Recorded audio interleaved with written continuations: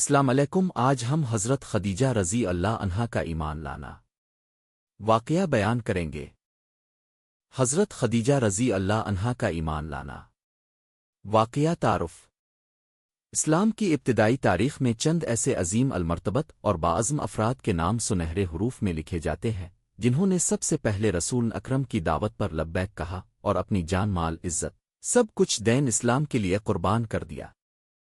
انہی میں سب سے پہلا نام ہے ام المومنین حضرت خدیجہ بنت خویلد رضی اللہ عنہا کا، جنہوں نے سب سے پہلے رسول اللہ کی رسالت کی تصدیق کی، آپ پر ایمان لائیں اور اپنی بے مثال وفا اور محبت سے دین کی بنیادوں کو مضبوط کرنے میں تاریخی کردار ادا کیا۔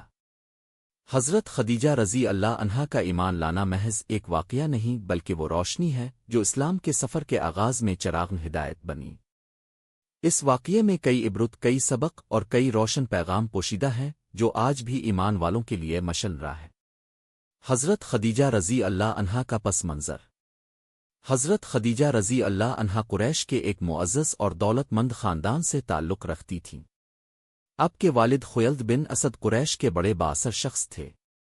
حضرت خدیجہ رضی اللہ عنہا مکہ مکرمہ میں طاہرہ کے لقب سے مشہور تھیں کیونکہ آپ اپنی پاکدامنی، نیک سیرتی اور اعلیٰ اخلاق کی وجہ سے اہل مکہ کے نزدیک بے حد عزت کی نگاہ سے دیکھی جاتی تھیں۔ آپ ایک کامیاب تاجرہ تھیں۔ آپ کا تجارتی قافلہ مکہ کے بڑے بڑے قافلوں سے زیادہ ہوتا تھا۔ لوگ آپ کے مال و تجارت کو حفاظت اور اعتماد کی علامت سمجھتے تھے۔ حضرت محمد سے نکاح۔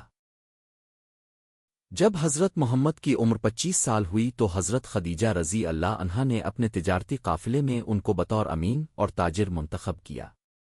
اپنے ان کے مال تجارت کو شام لے جا کر بے مثال دیانت اور محنت سے نفع کمایا۔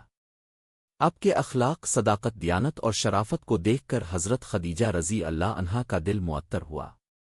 اپنے نکاح کا پیغام بھیجا اور جلد ہی نکاح ہو گیا۔ اس وقت اب کی عمر 25 سال اور حضرت خدیجہ رضی اللہ عنہا کی عمر 40 سال تھی۔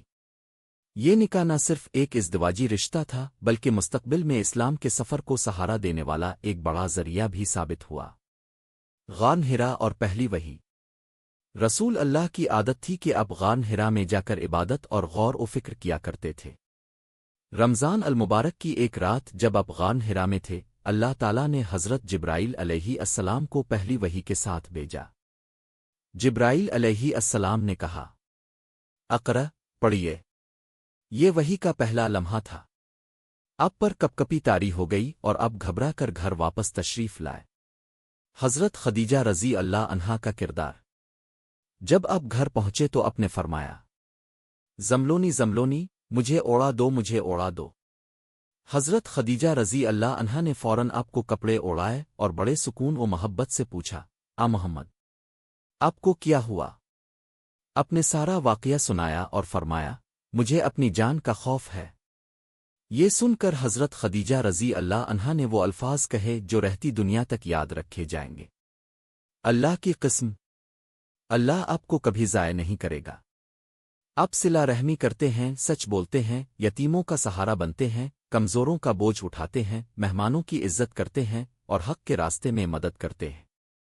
یہ الفاظ محض تسلی نہیں تھے بلکہ ایک کامل ایمان کی گواہی تھے۔ حضرت ورقہ بن نوفل کے پاس جانا۔ حضرت خدیجہ رضی اللہ عنہا آپ کو اپنے چچا زاد بھائی ورقہ بن نوفل کے پاس لے گئیں۔ ورقہ اہل کتاب اور علم تورات و انجیل کے جانے والے تھے۔ انہوں نے پورا واقعہ سن کر کہا، یہ وہی فرشتہ ہے جو موسیٰ علیہ السلام پر نازل ہوا تھا۔ کاش میں اس وقت جوان ہوتا جب آپ کی قوم آپ کو نکالے گی۔ یہاں حضرت خدیجہ رضی اللہ عنہا کا دل مزید مطمئن ہو گیا کہ واقعی یہ اللہ کا منتخب کردہ مشن ہے۔ سب سے پہلے ایمان لانا۔ حضرت خدیجہ رضی اللہ عنہا وہ خوش نصیب ہستی ہے جنہوں نے سب سے اسلام قبول کیا۔ نہ صرف ایمان لایا بلکہ رسول اللہ کو ہر قدم پر سہارا دیا۔ انہوں نے اپنے مال کو اسلام کے لیے وقف کر دیا۔ رسول اللہ جب بھی کسی مشکل میں مبتلا ہوتے تو حضرت خدیجہ رضی اللہ عنہا اپنی وفا اور محبت سے آپ کو سکون دیتی۔ مکہ کے حالات اور حضرت خدیجہ کا کردار۔ جب مکہ میں کفار نے مسلمانوں پر ظلم و ستم شروع کیا تو حضرت خدیجہ رضی اللہ عنہا نے صبر و استقامت کا مظاہرہ کیا۔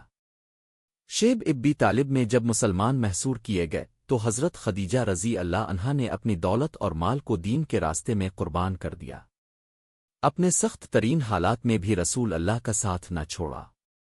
ایمان لانے کے اثرات۔ حضرت خدیجہ رضی اللہ عنہا کا ایمان لانا اسلام کی تاریخ میں سنگ میل ہے۔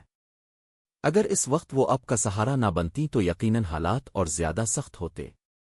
ان کا ایمان محض ایک فرد کا ایمان نہیں تھا، بلکہ وہ دین کی بنیاد کو سہارا دینے والا ایمان تھا۔